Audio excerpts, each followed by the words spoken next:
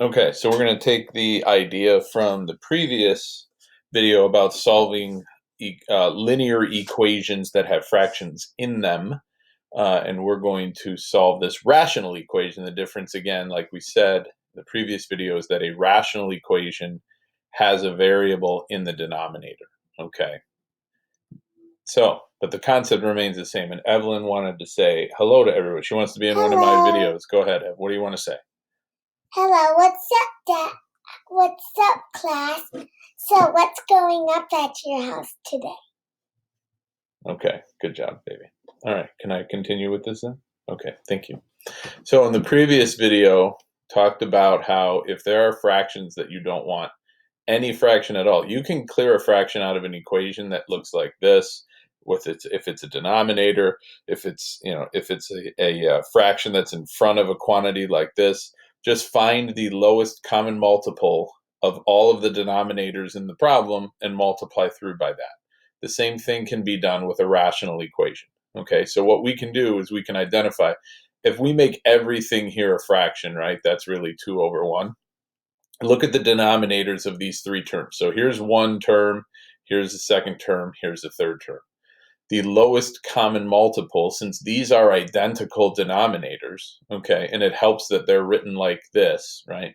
We'll talk about a different example later on, but you could see that the denominator here is x minus 2, this is 1, this is x minus 2. So the lowest common multiple, normally we might multiply all these together, but if I multiply by x minus 2, everything here, the x minus 2's here and here are going to go away, right? So again, the idea here is this denominator is going to get multiplied here, it's going to get multiplied here, and it's going to get multiplied here. And when I multiply this times this first piece, that's going to be x minus 2 over 1 times 3 over x minus 2.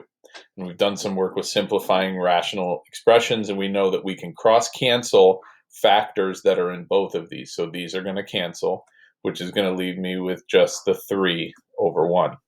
Then I'm going to multiply x minus 2 times 2 over 1. Okay, that'd be, let's write it like this, x minus 2 over 1 times 2 over 1. There's nothing to cross-cancel, so we're left with just 2 times x minus 2 here in that space. The 1 times 1 is 1.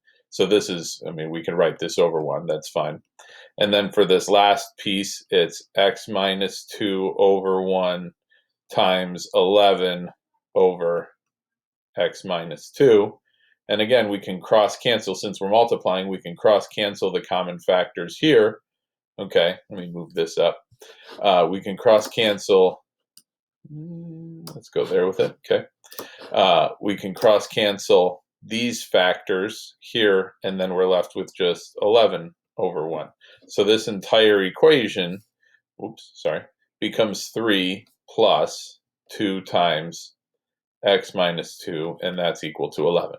Distribute the 2 and carry on from there. So really the process is the same. We're looking for the lowest common multiple of all the denominators, right?